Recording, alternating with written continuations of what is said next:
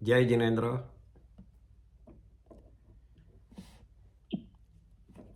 એક મિનિટ જરા. ઉત્તરાધન સૂત્ર આપણું એક આગમ મહાવીર સ્વામી ભગવાનની છેલ્લી દેશના એનું આપણે હમણાં સમજણ લઈ રહ્યા છીએ. પહેલું ચેપ્ટર કર્યું વિનય, ધ સેકન્ડ ચેપ્ટર પરિસ. પરિસ ઉપર ચાલી રહ્યું છે. મિનિંગ ઓફ પરિસ ઇઝ અનઇન્વાઇટેડ ડિફિકલ્ટીઝ. આપણા ઉપર કર્મનો ઉદય એવો થાય કે ખબર ન પડે ત્યારે ડિફિકલ્ટી આવીને ઊભી રહે, તકલીફ આવી જાય, ખબર ન હોય કે આવી આવવાની છે, તો એને પરિસહ કહેવાય છે, જેને સહન કરવું પડે છે. ચારે બાજુથી, પરી એટલે ચારે બાજુથી જે સહન કરવું પડે એવી તકલીફો આવે એટલે પરિસહ. 22 પ્રકાર બતાડ્યા છે. એ કેટેગરી થઈ છે 22 કે જેમાં બધા પરિસહનું એક્સપ્લેનેશન આવે છે જુદા જુદા. આપણે અત્યાર સુધી આગળ છેલ્લું લાસ્ટ ટાઈમ 16મું પરિસહ એટલે રોગ, ઇલનેસ, ડિઝીઝ એના ઉપર સમજ્યા. Now let's move forward. 17મું તૃણ પરિસહ, તૃણ સ્પર્શ પરિસહ. What is the meaning of તૃણ શબ્દ? તો તૃણનો એકચ્યુઅલ મિનિંગ થાય છે સૂકું ઘાસ, ડ્રાય ગ્રાસ. પણ આપણે અહીંયા એ લેવાનું છે કે સૂકું ઘાસ, કાંકરા મીન સ્ટોન્સ, કાંટો, પથ્થરો, એ બધોનો મિનિંગ લેવાનો છે એક સાથે. આ પરિસહ ક્યારે આવે? તો ચાલવામાં, બેસવામાં, સૂવામાં, ક્યાંય પણ કંઈ ખૂંચે અને એને સહન કરવું પડે, એ વખતે ક્રોધ આવે ત્યારે આ પરિસહ આવ્યો છે. એને જો પેશન્ટલી સહન કરે તો સાધક આ પરિસહને ઓવરકમ કરી શકે છે. આપણને બધાને જ સરાઉન્ડિંગમાં, નોટ નેસેસરીલી કે બધું સોફ્ટ, જેમ આપણે ઘરમાં સોફો હોય એવું મળે. બહારગામ ગયા હોઈએ એટલે ઘરનું એટમોસ્ફિયર ન હોય, એટલે બધું જુદું જુદું મળે, કમ્ફર્ટ ન મળે. નીચે બેસવું પડે, ટેકા વગર બેસવું પડે, પગ લાંબા કર્યા વગરે બેસવું પડે. એ વખતે જે પેઇન થાય છે, અનકમ્ફર્ટેબલ રહીએ છીએ, ત્યારે એ ચીડ અને ઇરિટેશન આવે છે, ગુસ્સો આવે છે કે કંટાળી ગયા. તો એ વખતે આપણે એ જે અસાતા થાય છે, આપણને જે ગમતું નથી, એનાથી આપણે હારી જઈએ છીએ. બિકોઝ આપણે ગુસ્સો કરીએ, કસાય કરીએ એટલે પરિસહ આપણને હરાવે છે, એ ડિફિકલ્ટી આપણને હરાવે છે. પણ આપણે જો એને સહન કરી કાઢીએ તો આપણે એ ડિફિકલ્ટીને ઓવરકમ કરીએ છીએ. આ પરિસહ વધારે ઇમ્પોર્ટન્ટ કેમ છે? કારણ કે એ આપણને શરીરની રિયાલિટી સમજાવે છે કે શરીર છે એને અનકમ્ફર્ટેબલ થવાનું જ છે અને એને એવું આવ્યા જ કરશે લાઈફમાં. અને જેટલું આવે એટલું શરીર ઉપરથી મોહ ઉતારશું એટલું આ પરિસહ આપણે જીતી શકશું. એટલે આ એક પરિસર એવો છે કે જે શરીર અને પોતાનું સેલ્ફ મીન્સ સોલ, આત્મા, એનું જુદું કરતું જાય છે. આત્માને કોઈ દાડો કંઈ ખૂંચતું નથી. જે બી ખૂંચે છે, જે બી સહન કરવાનું છે એ શરીરને છે. એ આ પરિસર શીખવાડે છે. એટલા માટે આ ઇમ્પોર્ટન્ટ છે આપણા માટે કે કોઈ પણ કન્ડિશનમાં આપણે ભાવશે એ રીતે જ રહેવાનું છે. કોઈ પણ કન્ડિશનમાં ચાલશે, જે બી મળ્યું છે એ રીતે એક્સેપ્ટ કરવાનું છે. તો આ 17મો પરિસર થયો તૃણ સ્પર્શ પરિસર. 18મું પરિસર is જલ મલ પરિસર. વોટ ઇઝ જલ મલ? જલનો અર્થ છે પસીનો, પરસેવો, સ્વેટ, અને મલનો અર્થ છે તેનાથી થતો મેલ, ડર્ટ. એટલે પસીનાથી થતો ડર્ટ એને જલમલ કહેવાય છે. સમરના મહિનામાં, ઉનાળામાં પરસીવો થવાનો જ છે. સાધક જ્યારે વિહાર કરે, 5 થી 10 કિલોમીટર ચાલે, વિચાર કરો. Right now also in 40 degrees they have to do વિહાર. હવે વિચાર કરો, પગ તો ગરમીમાં બળી જાય નીચેથી, એ તો યુઝ ટુ હોય ને, પણ શરીર આખું પસીનાથી ભરાઈ જાય. ત્યારે એ જ સાધક, એ જ મુનિ સ્થાનક પર પહોંચે પછી પાણીથી ધોવાની ઈચ્છા ન કરે.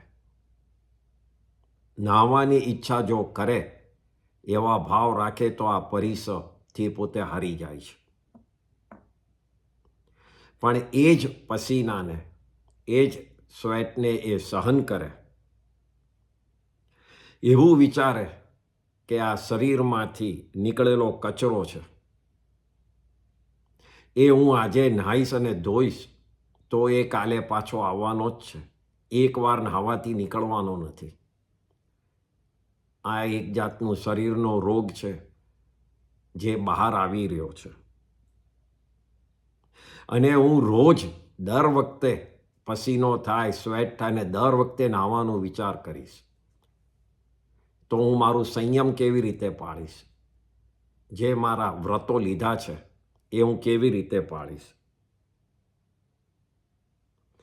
એમ વિચારે કે શરીરનો કચરો નથી નીકળતો, આત્મા પરથી કર્મનો કચરો નીકળે છે ને આત્મા શુદ્ધ થતો જાય છે, એવા ભાવ રાખે તો એ જ સાધક, એ જ મુનિ જલમલ પરિસરને જીતી શકે છે. આપણે શ્રાવકોએ તો પહેલાં એ સમજવાનું છે અને મનમાં કાયમ રાખવાનું છે કે પાણી એ એક એકેન્દ્રિય જીવ છે. જે એક ઇન્દ્રિય છે પાણીમાં એ છે સ્પર્શેન્દ્રિય, ટચ એ ઇન્દ્રિય છે એનામાં. એનો મિનિંગ શું કે જ્યારે બી પાણીને ટચ કરીએ છીએ ત્યારે એના જે જીવો છે એ લોકોને એટલું પ્રેશર આપણા હાથનું લાગે, એકદમ સોફ્ટ ટચ કરે તો બી આપણા પર કોઈ હાથીએ સ્પર્શ કર્યો હોય, ટચ કર્યો હોય, પગ મૂક્યો હોય, એટલો ભાર એ લોકોને લાગે. આ જીવોને પણ આયુષ્ય છે.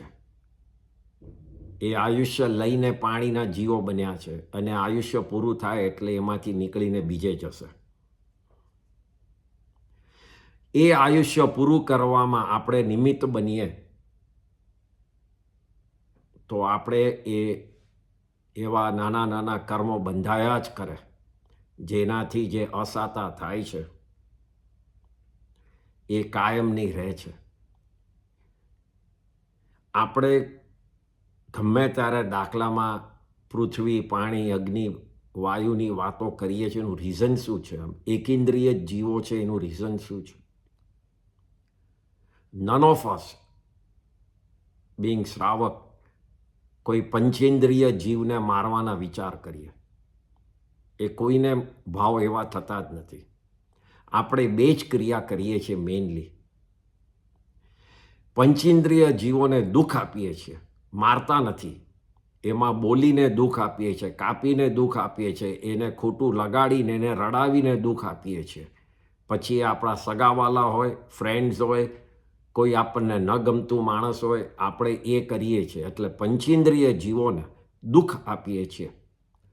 અને બીજી ક્રિયા આપણે કરીએ છીએ ધ્યાન ન રાખવાથી એકેન્દ્રિય જીવોને હિંસા થાય છે. 2 ઇન્દ્રિય 3 ઇન્દ્રિય જીવોની હિંસા થાય છે. આ 2 ચીજ આપણાથી થાય છે. પંચેન્દ્રિય જીવને મારવાની તો વાત જ નથી. હવે આપણામાંથી એકેને એવા ભાવ ન હોય. એટલે આ 2 ચીજમાં ધ્યાન રાખવાનું છે. કોઈના વખતે કોઈના માટે બોલતા 10 વાર વિચારવું કે મારે આ બોલવું છે કે નહીં, કે એને ખરાબ લાગશે કે નહીં.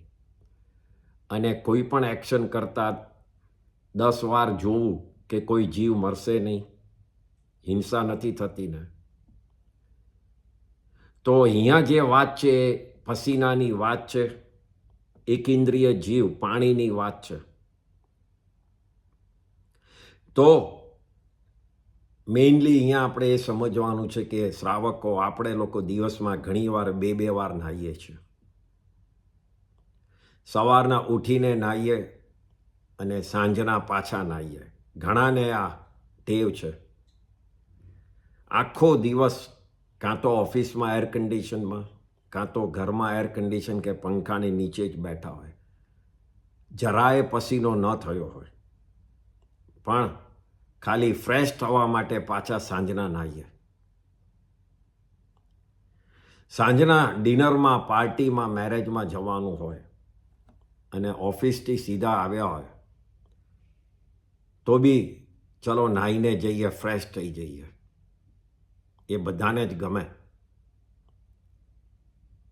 પણ એ વખતે જો મનમાં રાખીએ કે આપણા ફ્રેશ થવામાં કેટલાય જીવોની હિંસા થશે, તો બની શકે કે કદાચ આપણે અવોઇડ કરી શકીએ. શ્રાવકોને આઠમ, ચૌદસ, પાખી, સંવત્સરી, પર્યુષણ જેટલો સમય મળે એ નાય નહીં, સ્પોન્જ કરી કાઢે, એક દિવસ અવોઇડ કરે તો એક દિવસની જીવ હિંસાથી બચી શકાય છે. આ નોલેજ મનમાં રાખશું આ તો વી મે મૂવ ટુવર્ડ્સ ધેટ. ઓલવેઝ મનમાં રાખજો કે શરીરનો મેલ ને આત્મા ઉપરનો કર્મનો મેલ બંને ઓપોઝિટ ડિરેક્શનમાં છે.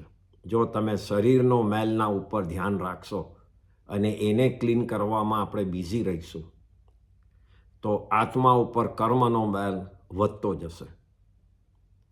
અને આત્મા ઉપરના કર્મના મેલના ઉપર ધ્યાન રાખીને નિર્જરા કરવી હોય તો બની શકે કે શરીર ઉપર મેલ થોડો લાગે, પણ એ સહન કરવો એ આ ભાવ માટેનો છે. ખાલી આત્માના કર્મનો મેલ સહન કરવો આ એકલા ભાવ નહીં, આગલા ભાવોમાં પણ એ સાથે જ આવશે. તો આ મનમાં રાખશું તો આપણે જ્યારે બી ફ્રેશ થવાનું અને પાણીનો યુઝ કરવાનો વિચાર કરશું ત્યારે 2 વાર વિચાર કરશું. તો આ જે છે એ 18મું જલ મલ પરિસહ હતો. અને આપણે આ thinking we can overcome this પરિસહ. થોડો પસીનો થાય તો થાય, થોડી વાર અંદર બેસી જઈશું તે પસીનો જતો રહેશે. 19મો પરિસહ. હવે 19મો પરિસહનું નામ છે સત્કાર પુરસ્કાર પરિસહ. What is the meaning of સત્કાર અને પુરસ્કાર? સત્કાર મીન્સ પૂજા, પ્રશંસા, નમન એટલે કોઈ પગે લાગે, આવકાર બહુ સારો મળે, કોઈ સારું ગ્રીટ કરે લોકો, એને સત્કાર કહેવાય છે. પુરસ્કાર એટલે મેડલ, રેકોગ્નિશન, વાહવા થાય, બહુમાન કરે સ્ટેજ ઉપર બેસાડીને, એટલે એ પુરસ્કાર. સત્કાર અને પુરસ્કાર એટલે બેઝિકલી આપણું નામ થાય, આપણી ચર્ચા થાય, આપણી વાહવા થાય, આપણું સન્માન થાય. આમાં આપણને શું થાય? તો સિમ્પલ જવાબ છે, આપણને અભિમાન થાય, એરોગન્સ આવી જાય. આ પુરસ્કાર એ આપણને માન કસાય ખૂબ જ ઉપર લાવે છે, જેનાથી અભિમાન બહુ થાય. આ પરિસર બે રીતે આવે છે. એક રીતને સમજીએ તો જ્યારે આપણો સત્કાર પુરસ્કાર ન થાય, આપણને એવું માન ન મળે, ત્યારે મનમાં થાય કે મને આ મળવું જોઈતું હતું, મને મળ્યું હોત તો કેવું સારું. નથી મળ્યું એને ખરાબ લાગે, મનમાં દુઃખ થાય, બીજા ઉપર ગુસ્સો આવે કે મને માન નથી આપ્યું. તો આવા કન્ડિશનમાં જે મનમાં ભાવ એવા હોય કે મને સત્કાર પુરસ્કાર મળવો જોઈએ, એ વખતે જે ફિલિંગ થાય છે ત્યારે આ પરિસ્થિતિ એ વ્યક્તિ હારે છે, કારણ કે એના ભાવ સત્કાર પુરસ્કાર મળવા ઉપર હોય છે. તો આ એક રીતે આ પરિસર આવે છે. જેને નથી મળ્યું એને મેળવવાની ઈચ્છા ખૂબ જ થાય, એ એંગલથી આ પરિસર આવે છે. અને બીજો એંગલ છે, જ્યારે મળે, લોકો વાહવા કરે, સ્ટેજ ઉપર બેસાડે, મેડલ આપે, રેકગ્નિશન મળે, ત્યારે મનમાં ખૂબ જ ગમે, અભિમાન થાય કે જો મારું કેટલું નામ છે, મને રાઇટફુલી આ બધું મળ્યું છે, એમ માની અને પોતે અભિમાનમાં ફરે, બીજાને નીચો પાડે, બીજા મારાથી નીચે છે એવું ફીલ કરે, રિયાલિટીને દૂર થઈ જાય. એ કઈ રીતે? દાખલા તરીકે કોઈ ચેરિટી કરતું હોય, પૈસા વાપરતું હોય ને એને એટલું બધું માન લોકો આપે કે પોસિબલ છે કે એ વ્યક્તિ ચેરિટી ઉપર ધ્યાન રાખવાને બદલે મારી પાસે બહુ પૈસા છે એના ઉપર ધ્યાન જતું રહે, કારણ કે લોકોએ તો મોટો માણસ સમજીને વાહવા કરી, એટલે એનું ધ્યાન જે સાચા ભાવ હતા ચેરિટી, ભલે એ કરતો હોય પણ ભાવ શેમાં જતા રહ્યા? તો મારી પાસે ખૂબ પૈસા છે એના ઉપર જતો રહ્યો ભાવ. કરે સારું કામ પણ ભાવ રહે સત્કાર પુરસ્કારના, તો આ પરિસ્થિતિ હારે. કોઈ ધર્મનું જ્ઞાન સમજાવે, કોઈને શીખવાડે, એક્સપ્લેનેશન કરે, લેક્ચર આપે ને એનું બહુમાન થાય, એને બધા જ્ઞાની કે બહુમાન થાય, તો એનું ધ્યાન લોકોને શીખવાડવામાં કે લોકો આગળ વધશે, ધર્મનું જ્ઞાન આપવામાં કે લોકો એક જણ બી આગળ વધે, એના ઉપરથી ધ્યાન જતું રહે. ને ધ્યાન જતું રહેશે એના ઉપર કે હું બહુ જ્ઞાની છું, હું બહુ નોલેજવાળો છું, લોકો મારી પાસે આવ જાવ કરે છે કે બીજા કોઈ આજુબાજુમાં છે નહીં. બીજાને ધર્મનું જ્ઞાન આપતા કરતાં પોતે જ્ઞાની છે એના ઉપર નજર જતું રહે છે. એટલે આ સત્કાર પુરસ્કાર ઇઝ વેરી ડેન્જરસ.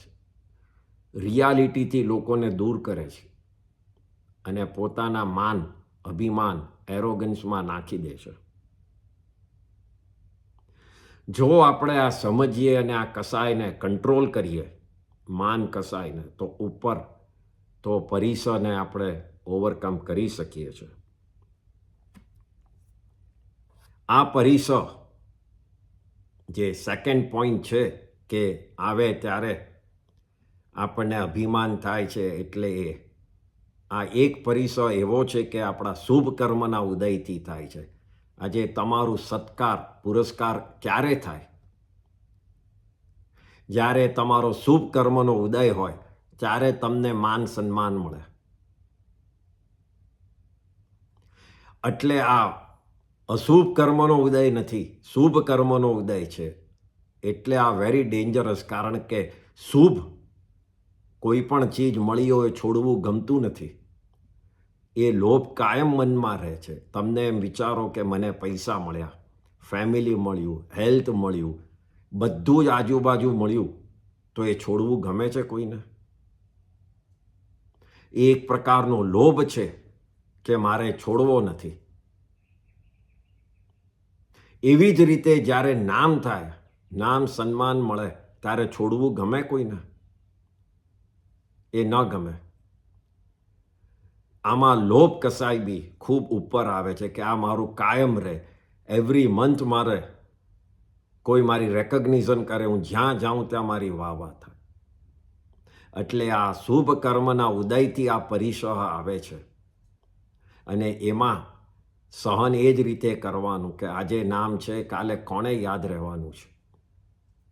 આજથી 4 પેઢી પહેલાંનું નામ કોઈને બી યાદ છે? કોઈનું નામ રહ્યું નથી ને રહેવાનું નથી. એ રીતે કે મારે જે કરવાનું છે એ કર્યું, બીજું મારે કંઈ જાણવું નથી. લોકોને વાહ કરવી હોય તો કરે. એ શુભ કર્મનો ઉદય છે, એને પણ હું એક રીતે સહન જ કરી લઉં, કારણ કે એમાં પણ ખેંચાવું એ કર્મબંધ જ છે. જેમ અશુભમાં રડવું એ કર્મબંધ છે, એમ શુભમાં ખૂબ અભિમાન કરવું, ખૂબ હેપી થવું એ પણ એક કર્મબંધ છે. એ બંનેને પેશન્ટલી સહન કરવાના છે, શુભ હોય કે અશુભ. એટલે આ પરિસરમાં તમારે ગમતી ચીજને લેટ ગો કરવાની છે. મનમાં બહુ લેવાનું નથી કે મારું નામ થાય, તો જ આ પરિસરને જીતી શકીએ.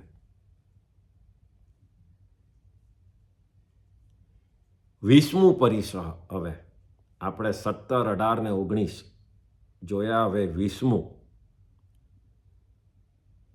20મું પરિસર છે, એને કહેવાય છે પ્રજ્ઞા પરિસર. પ્રજ્ઞા મીન્સ જ્ઞાન, નોલેજ.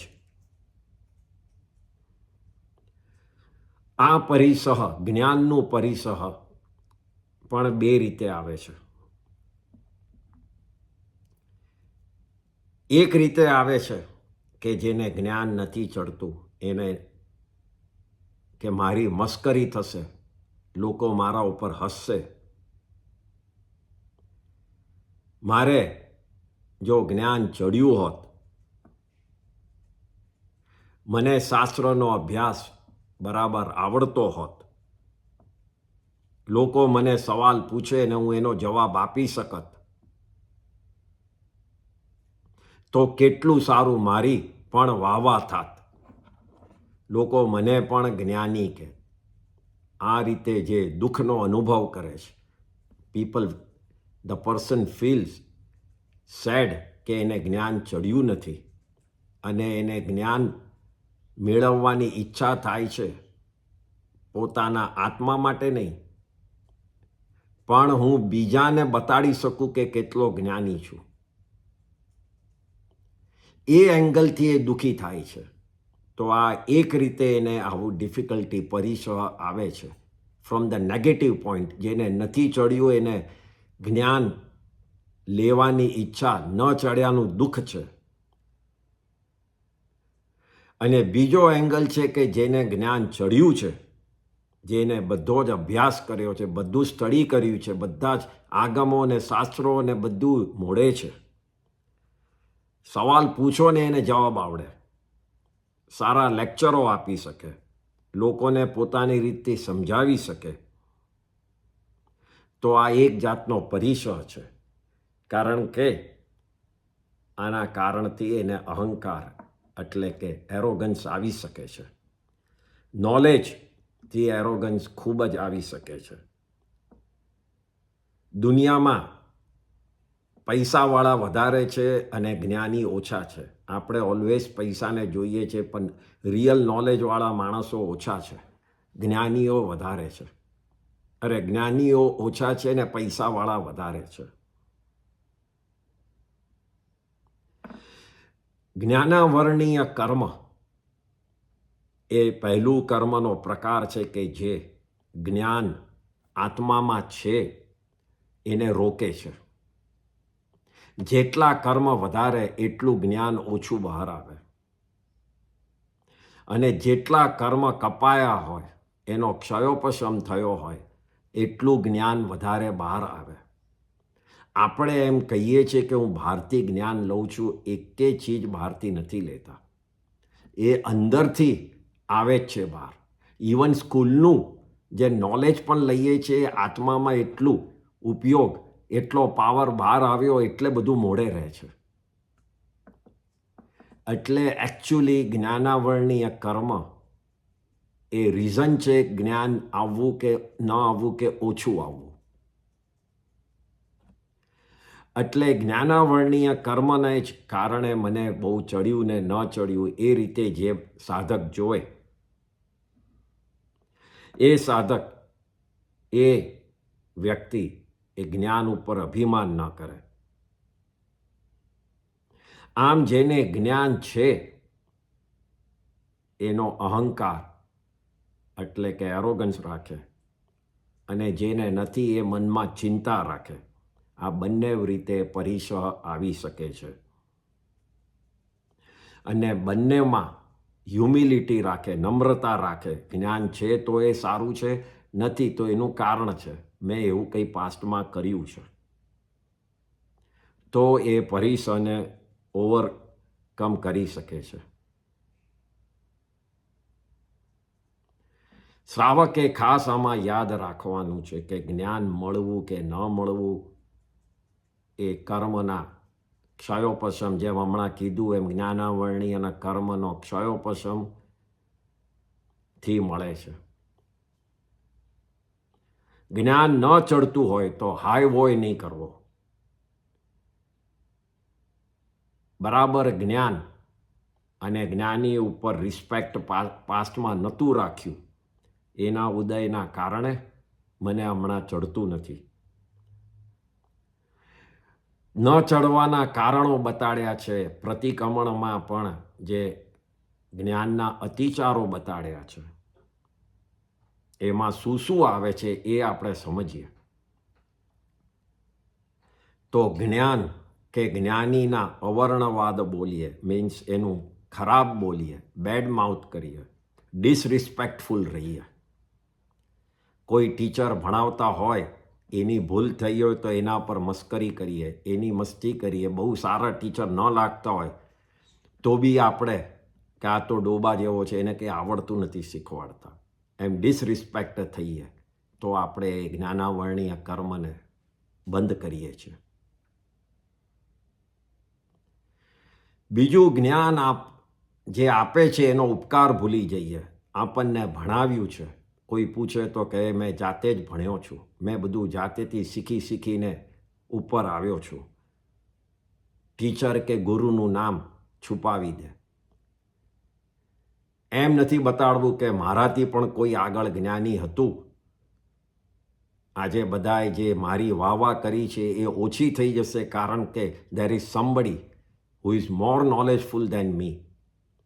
એ ડરથી એ ટીચર કે ગુરુનું નામ છુપાવી દે, તો એ આ કર્મ બંધ કરે છે.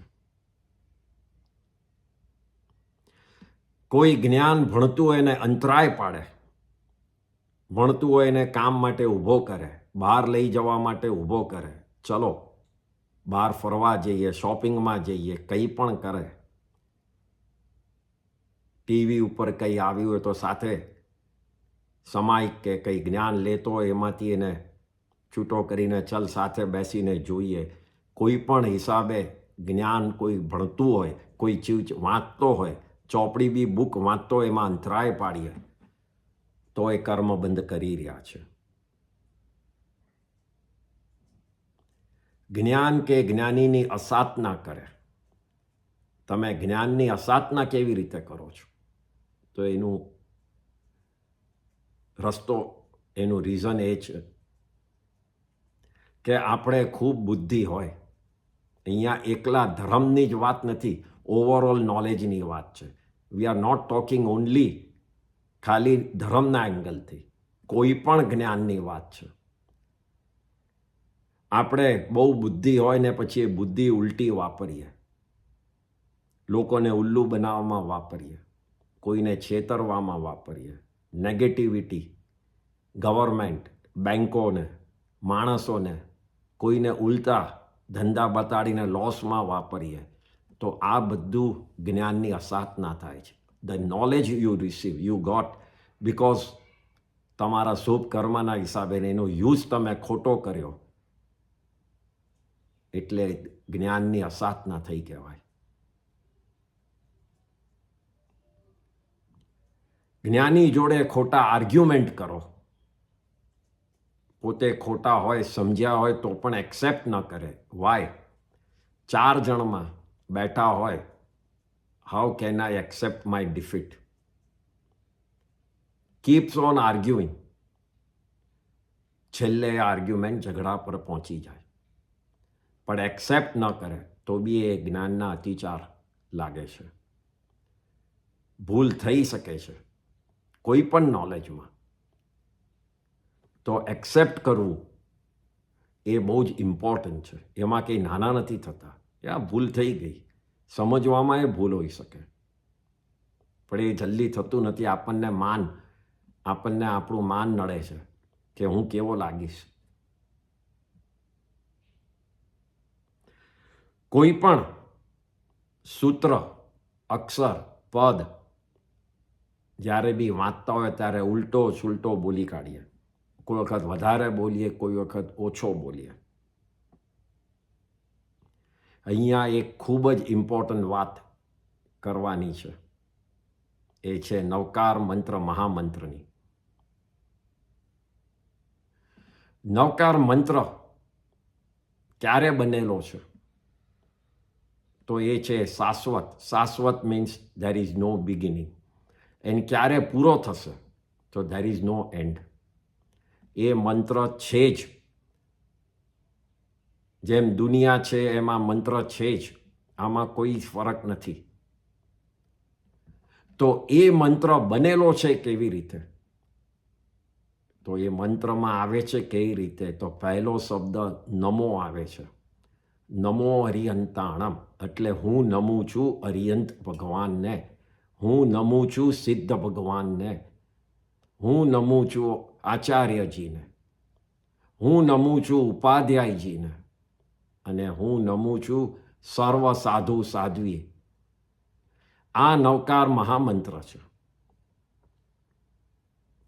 આ મહામંત્રને ગીતમાં મૂકવા, સોંગમાં મૂકવા આપણે એને બદલીએ છીએ.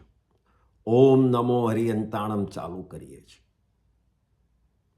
ઓમ શબ્દ એડ કરીએ છીએ. ઓમ શબ્દ on its own is a good શબ્દ, બટ શાશ્વત મંત્રને બદલવાનો અધિકાર આપણને નથી.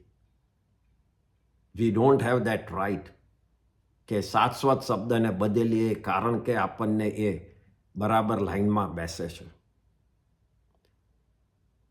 માળા ગણતી વખતે ઓમ નમો હરિહંતાણમ, ઓમ નમો સિદ્ધાણમ, દેટ મીન્સ મહામંત્રને તમે તમારી જાતે બદલ્યો, એક અક્ષર એડ કર્યો, તો એ જ્ઞાનનો અતિચાર છે.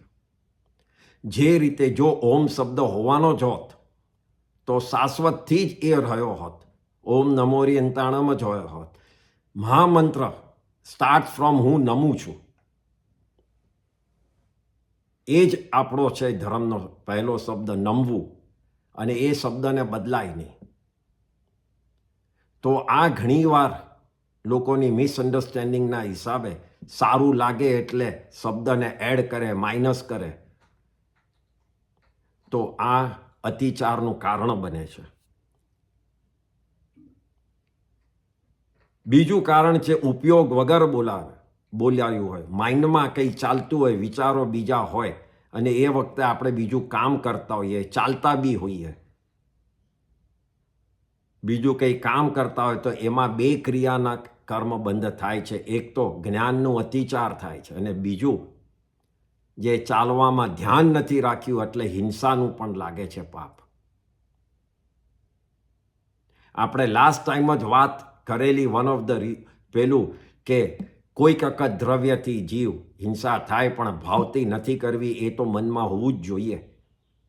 તો જ તમે એકચ્યુઅલી હિંસાથી બચ્યા કહેવાઓ. પણ જો તમે મોડે કરવા બેસી જાઓ, ચાલતા ચાલતા ફોન ઉપર બેસી જાઓ, કંઈ પણ કરીએ તો એ ક્રિયામાં હિંસાની ક્રિયા પણ લાગે છે. વિધાઉટ પ્રોપર આર્ટિક્યુલેશન આપણે ફાસ્ટ બોલીએ છીએ.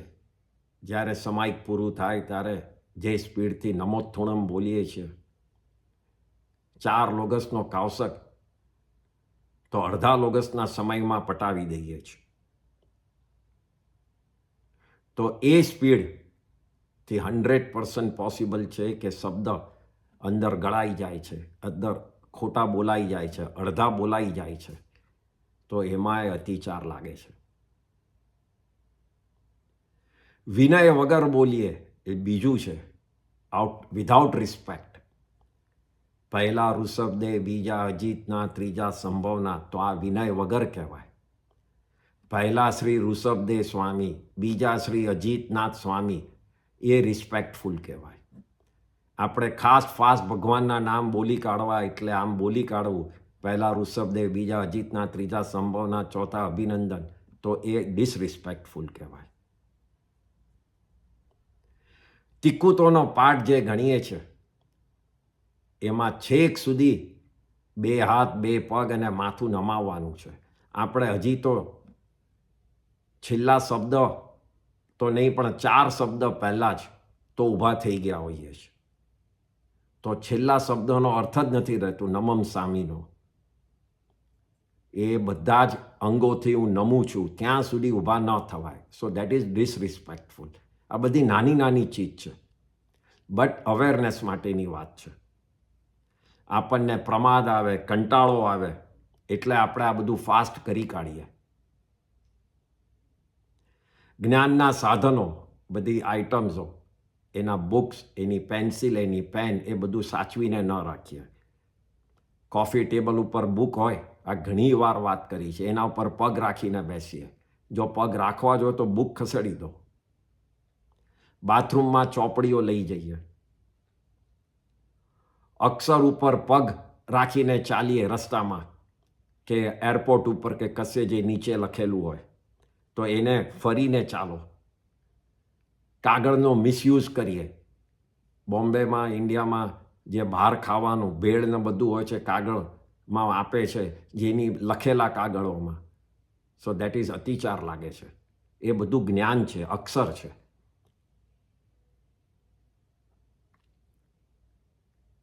અવિનીતને જ્ઞાન ન અપાય. મીન્સ જેનામાં વિનય નથી, એ આપણને જો ખબર હોય તો એને જ્ઞાન આપવાનું ભગવાને ના પાડી છે.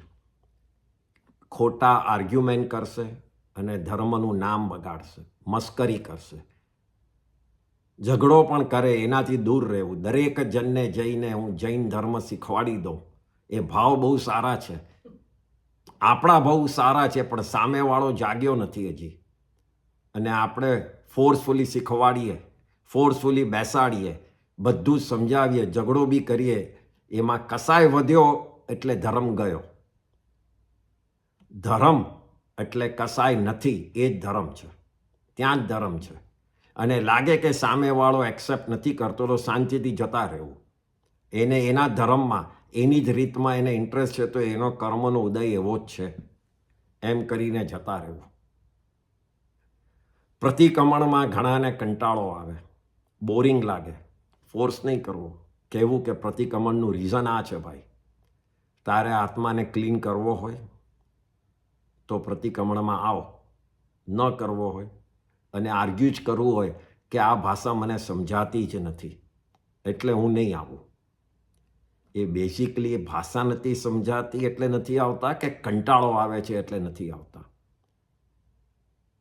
ભાષા ન સમજાવવાની વાત એ ખોટી છે. કારણ કે એ જ પ્રતિક્રમણમાં એક એના મૂળ પાઠ સિવાય કેટલું બધું તો આપણી જ ભાષામાં છે, ગુજરાતીમાં જ છે. વંદના બધી ગુજરાતીમાં છે, પગે લાગવાનું બધું ગુજરાતીમાં છે કે હિન્દીમાં છે. એટલે એ આર્ગ્યુમેન્ટ છે ખોટો, ન આવવાનું. અને બીજું એક સમજવાનું, જે ઓરિજિનલ સ્ક્રિપ્ટ છે એ એક આર્ય ભાષા છે, એક દેવોની ભાષા છે, પ્રાકૃત ભાષા છે. ટુડે એક્ઝિસ્ટન્સમાં દેવો એ જ બોલે છે. ચોથા આરામાં મહાવિદ્ય ક્ષેત્રમાં ભગવાનની દેશના આ જ ભાષામાં ચાલી રહી છે. તો એ જ ભાષાનું જ્યારે આપણે બોલીએ છીએ, વાંચીએ છીએ, ત્યારે તીર્થંકરની દેશના વાંચતા હોય એ પુણ્ય મળે છે. અને એ અક્ષરોથી આપણું જ્ઞાનના કર્મ વધારે કપાય છે, એ ક્ષયોપશમ વધારે થાય છે. દરેક જણા જો આ ઓરિજિનલ ભાષાને બદલીને જુદા જુદા અર્થ કરે તો દરેક સંપ્રદાય, દરેક પાઠ જે જૈનના છે જુદા જુદા, એ દરેક જણનો અર્થનો અનર્થ કરી કાઢે. અને આટલા જનરેશનથી જુદું જુદું આવે તો આપણે તો જાણીએ છીએ, 2 જણ વાત એકબીજાથી કરે એમાં વાત બદલાઈ જાય છે, તો વર્ષોથી જનરેશન આવે છે એમાં વાત કેટલી બદલાઈ જાય.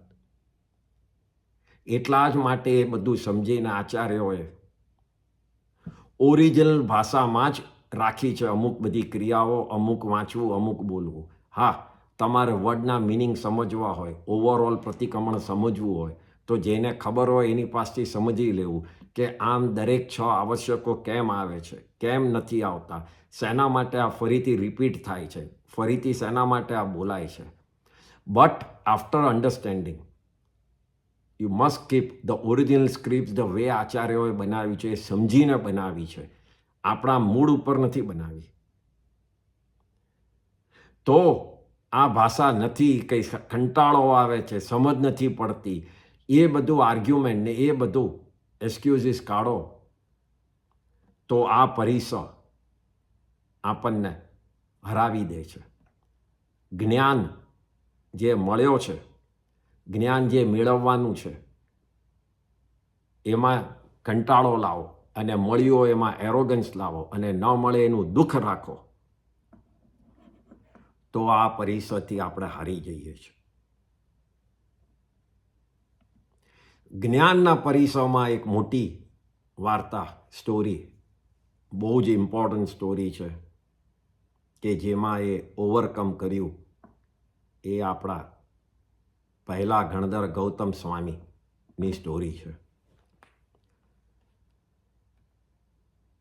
ભગવાન મહાવીર કોઈ પણ ભગવાન બને એ દિવસે એ ભગવાન જ કહેવાય છે, કેવળી જ કહેવાય છે. જ્યારે એ દેશના આપે ત્યારે સૌથી પહેલાં એક સાધુ બને છે, એક સાધ્વી બને છે, એક શ્રાવક બને ને એક શ્રાવિકા બને. ત્યારે એ 4 જણનો એક સંઘ થાય છે, એને સંઘ કહેવાય. એટલે સંઘ જ્યારે થાય ત્યારે એ તીર્થ કહેવાય. અને તીર્થ જ્યારે થયું ત્યારે ભગવાનનું નામ કર્મ, શુભ નામ કર્મનો ઉદય થાય છે, તીર્થંકર શુભ નામ કર્મનો, ને ત્યારે એમનું તીર્થંકર પદવી મળે છે. એ પહેલાં તો એ કેવળી જ હોય છે. આટલો નાનો ફરક છે બેમાં. ભગવાને સૌથી પહેલાં ગણધર કરવાના હોય છે. ગણધર મીન્સ ધ ફર્સ્ટ ડિસાઇપલ્સ, જે ભગવાનની વાણી, એમનો અર્થ, એમની દેશનાને પ્રોપર રીતે લાઇન બાય લાઇન એવી રીતે ગોઠવે જેનાથી આગમો બનાવે, જે નેક્સ્ટ બધી જનરેશન્સને સમજણ પડે. બિકોઝ ભગવાન આ એક એક કડી નથી બોલતા, એ ઓવરઓલ અર્થ બોલે છે. કડીઓ બનાવે છે કોણ? એ ગણધરો બનાવે છે. જે આગમની બધી જે કડી છે, જે એક એક એ બનાવનાર ગણધરો છે. તીર્થંકર તો એના અર્થો કહે છે. એટલે આ ગણધરો એ એમના ફર્સ્ટ ડિસાઇપલ બને છે. તો અહીંયા આપણે પહેલા ગણધર જે ગૌતમ સ્વામી, એમનું નામ ગૌતમ નહોતું, એમનું નામ હતું ઇન્દ્રભૂતિ. એમનો બીજો ભાઈ હતો અગ્નિભૂતિ અને ત્રીજો ભાઈ વાયુભૂતિ. એમ 3 ભાઈઓ હતા, ઇન્દ્રભૂતિ, અગ્નિભૂતિ ને વાયુભૂતિ. એ લોકોનું ગોત્ર ગૌતમ હતું. ઇન્ડિવિજ્યુઅલી એક જણનું નામ નહોતું ગૌતમ. ઇન્દ્રભૂતિ ગૌતમ, અગ્નિભૂતિ ગૌતમ અને વાયુભૂતિ ગૌતમ, એમ ગોત્ર હતું એ લોકોનું. 3 ભાઈઓ બહુ મોટા પંડિત, હિન્દુ ધર્મ, વ્યાકરણ, વેદ બધાનું ખૂબ જ જાણે, એકદમ નોલેજ. ઇન્દ્રભૂતિને પોતાના જ્ઞાન ઉપર એટલું અભિમાન હતું કે પોતાના માથા ઉપર, કપાળ ઉપર પાટો બાંધીને ફરતા હતા, બતાડવા કે મારા મનમાં, મારા મગજમાં એટલું જ્ઞાન છે કે બહાર જતું ન રહે. એટલું બધું અભિમાન. માથે પાટો બાંધતા હતા. કોઈ કશે બીજો કોઈ પંડિત થોડો હોશિયાર હોય, એમને ખબર પડે એટલે તરત પહોંચી જાય, એની જોડે ડિસ્કશન, આર્ગ્યુમેન્ટ, વાદ કરે અને એને હરાવે, just to make sure there is nobody above મી. એક દિવસ આ 3 ભાઈઓ અને બીજા 8 પંડિતો, જે ભગવાનના બાકીના ગણધરો છે, એ બધા જ એક મોટો યજ્ઞ, હિન્દુઇઝમમાં યજ્ઞ કરવાનું, હોમ કરવાનું, પેલું વચ્ચે ફાયર કરીને એ કરવા બેઠા. અગ્નિ કરી, યજ્ઞ ચાલ્યો થયો અને વેદના મોટેથી મંત્રો બોલવા માંડ્યા અને પૂજા ચાલુ કરી. તો એ સેમ ટાઈમે એ જ ગામની બહાર ભગવાન મહાવીર આવ્યા. એમનું દેવોએ સમોસરણ કર્યું. સમોસરણ એ બેસવાની એરિયા એવું કરે, જે વી નો કે કેટલા ટેમ્પલની બહાર એ સમોસરણ હોય છે, કે 3 રાઉન્ડ પાર્ટ હોય છે ને જેમાં બધાની બેસવાની એરેન્જમેન્ટ હોય છે ને ભગવાન વચ્ચે હોય છે ને મોટું ઝાડ, એ સમોસરણ. એનો ભાવથી મિનિંગ સમજવો આ બહુ ઇન્ટરેસ્ટિંગ છે કે સમોસરણને ફિઝિકલી આ રીતે હોય છે, પણ ભાવથી તમારે યાદ રાખવું હોય તો એને શબ્દ વાપરો સમૂહસરણ, એટલે સમૂહમાં, ટુગેધર, જેના શરણમાં આવ્યા છે એ જગા. કોના શરણમાં આવ્યા છે? ભગવાનના શરણમાં. કેટલા જણ? તો જેટલા જણ ત્યાં આવ્યા છે એટલે બધા સમૂહ. સમૂહ મીન્સ ઓલ ટુગેધર. જ્યારે એવી જગ્યામાં શરણમાં આવે એ જગ્યાને સમોસરણ કહેવાય. આ એક ફિલોસોફિકલ વિચારવાની વાત છે. તો આવું સમોસરણ દેવોએ બનાવ્યું. ભગવાન મહાવીર બેઠા હતા. બીજી સાઈડ ઉપર ગામમાં જોરથી વેદના મંત્ર ચાલે. અભિમાનથી ઇન્દ્રભૂતિ વોઝ ધ મેન મંત્ર બોલનાર, અને ત્યાં ઉપરથી બધા દેવો આવ્યા. ઇન્દ્રભૂતિએ જોયું ને અભિમાન થયું, જોયું મારા મંત્રનો કેટલો પાવર છે, કે બધા દેવો આવી રહ્યા છે જોવા યજ્ઞ. ખૂબ જ એરોગન્ટ થઈ ગયા. ત્યાં તો એ બધા દેવો મૂવ્ડ ફોરવર્ડ અને they just flew over the યજ્ઞ. સો ઇન્દ્રભૂતિ વિચારમાં પડ્યો કે આ દેવો અહીંયા કેમ નથી રોકાતા? Where are they going? જ્યારે કોઈને પૂછ્યું ત્યારે કીધું કે અહીંયા ગામની બહાર મહાવીર નામના એક સર્વજ્ઞ આવ્યા છે, જે કહે છે એમને બધું જ નોલેજ છે, અને ભગવાનની સમોસરણ જોવા, પગે લાગવા આ બધા દેવો ત્યાં જઈ રહ્યા છે. ઇન્દ્રભૂતિને ખૂબ જ ગુસ્સો આવ્યો કે મારા કરતાં વધારે કોઈ જ્ઞાનવાળું હજી સુધી તો કોઈ આવ્યું નથી, થયું નથી. તો આ વળી કોણ છે કે પોતાનો ખોટી રીતે લોકોને ઉલ્લુ બનાવે છે અને ખોટી રીતે લોકોને ફસાવે છે. આમ વિચારીને કે લાવ હું હમણાં જ એને હરાવીને આવું. એમ વિચારીને પોતાના 500 શિષ્ય, હી હેડ 500 ડિસાઇપલ્સ, એની જોડે જાય છે ભગવાનના સમોસરણ પાસે.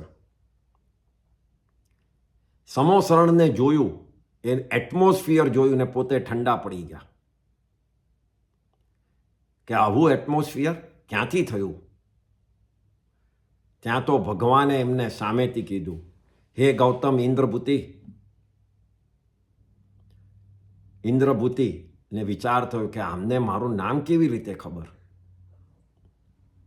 પણ ત્યાં પાછો એને વિચાર આવ્યો કે ના હું એટલો ફેમસ છું કે બધાને જ મારું નામ ખબર હોય, એમાં નવાઈની શું વાત છે. there is nothing new in that. ત્યારે ભગવાને કીધું, હે ઇન્દ્રભૂતિ ગૌતમ, તારો એક સવાલ છે મનમાં, આત્મા છે કે નહીં. એ વાત બરાબર છે.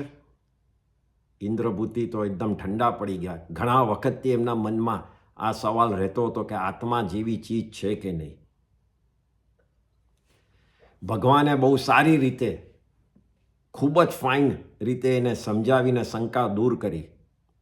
ત્યાં ને ત્યાં જ એમનું જ્ઞાનનો પરિસર જે હતો એને ઓવરકમ એમણે કર્યો. પગે લાગ્યા ને ત્યાં જ દીક્ષા લીધી ભગવાન પાસે. પહેલા ડિસાઇપલ બની ગયા. અગ્નિભૂતિ એમના બીજા ભાઈને ખબર પડી કે મારા ભાઈને આમને ઉલ્લુ બનાવીને પકડી રાખ્યો છે, એટલે હું હરાવી એને પાછો લઈ આવું. એટલે પોતે ભગવાન પાસે આવ્યા પોતાના 500 શિષ્ય લઈને. ભગવાને એને પણ કીધું, એ અગ્નિભૂતિ, તારો સવાલ છે કે આત્મા સિવાય કર્મ, ઈશ્વર વગેરે બધું છે કે નહીં. અગ્નિભૂતિ પણ ઠંડા પડી ગયા. ભગવાને એને બહુ સારી રીતે સમજાવ્યું, કર્મ, ઈશ્વર બધું છે. પોતે પણ દીક્ષા લીધી. ત્યાં ત્રીજા ભાઈ આવ્યા, વાયુભૂતિ.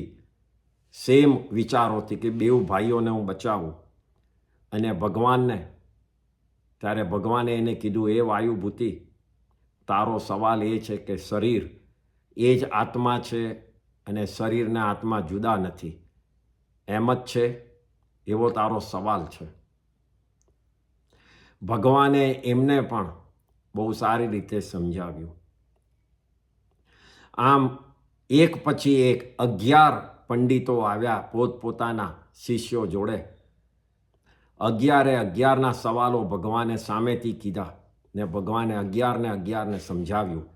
અને દરેકે ભગવાન પાસે દીક્ષા લીધી અને ભગવાનના 11 ગણધર બન્યા.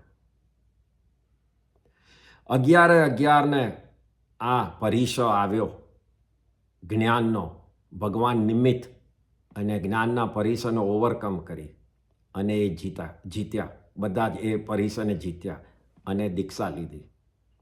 તો આ રીતે આપણે પણ નોલેજને ડાયજેસ્ટ કરવાનું છે. ખૂબ જ હ્યુમિલિટી રાખવાની છે.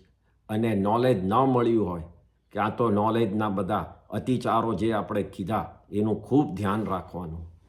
કોઈ દાડો કોઈને ફોર્સ નહીં કરવો, સમજાવવું. There is a difference between સમજાવવું ને ફોર્સ કરવું.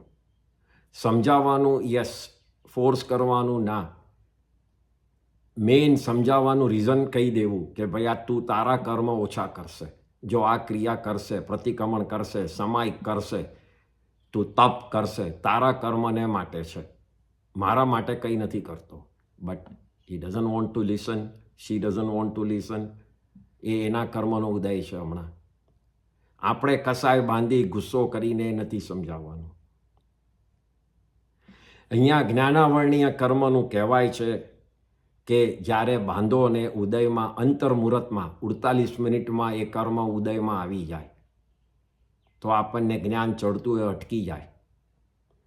અને વધારેમાં વધારે બહુ જ લાંબો ટાઈમ, 30 કરોડી સાગરો પણ બીજી અનલિમિટેડ ટાઈમ છે, એટલો ટાઈમ એ રહે.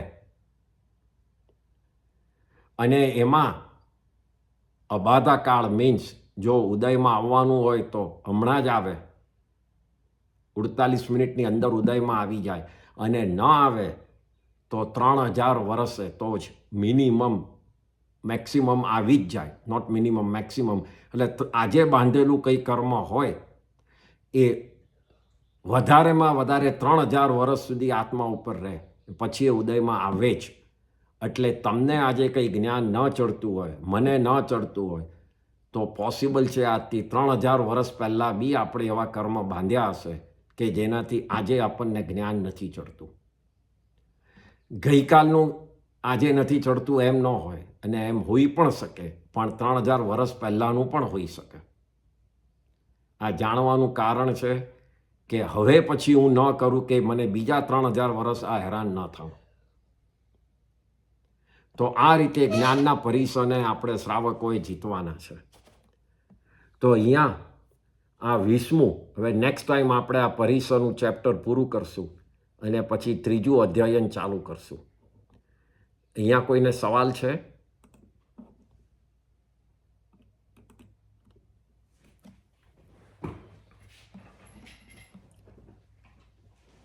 હેલો, ખુલ્લું છે ને? जय जिनेन्द्र अमित जी। हाँ, जय जिनेन्द्र। पास्ट में जाने अनजाने में मंत्रों के प्रति उच्चारण में काफी अशुद्धि और अतिचार लगे होंगे मुझसे, तो उनका प्रायश्चित करने के लिए वो प्रायश्चित आता है, वो भी वो नॉर्मली ऑल द प्रायश्चित वी टेक फ्रॉम गुरु. सो और टिल देन आई थिंक आप ज्ञान के अतिचार पढ़ के ज्ञान जो प्रतिक्रमण में आते हैं उसको रोज खमाएंगे तो वो भी चलेगा. और फ्यूचर का एकदम ध्यान रखें. और फिर अगर कोई बराबर गुरु मिले तो ज्ञान के बारे में आपको वो समझ के वो जो प्रायश्चित देंगे वो लेने का. आपसे बड़े गुरु कौन? अपन भाई, मेरे पास वो कैपेसिटी नहीं है किसी का. इतना बहुत ज्ञानी होना चाहिए, वो संयम खुद पाल रहना होना चाहिए. मैं फिर भी मैं मेरे गुरु से पूछ के बताऊंगा. That would be great. Yeah, I will do that. जी, अनुमोदना है. हाँ, नहीं, I will do that. पर ज्ञान is one of the subject. जब हिंसा है ना, वैसा ही ज्ञान is one of the subject जो डेली इफेक्ट करता है हम लोग को.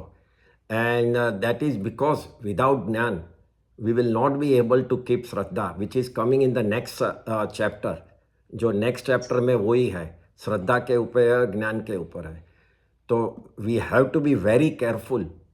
ज्ञान कभी ले, कभी ना ले, किसको दे, किसको ना दे, कितना समझाए, कितना ना समझाए, उसकी सब मटीरियल आइटम्स है कैसे संभाल के रखे. All that is part of ज्ञान. इट्स नॉट ओनली खाली मैंने कंठस्थ कर दिया और धड़ धड़ धड़ बोल दिया એટલે જ્ઞાન ચढ़ गया. बहुत time we if you remember, if you think, हम लोग माला गिनते हैं, एक्चुअली माला गिनने के लिए गिनते हैं कि आज का मुझे गिनने का इसीलिए गिनते हैं. बहुत time, because it's one of the thing we have to finish, and if you don't finish you feel uneasy. But that is not why you should count. You should count मन की शांति के लिए, अशांति नहीं.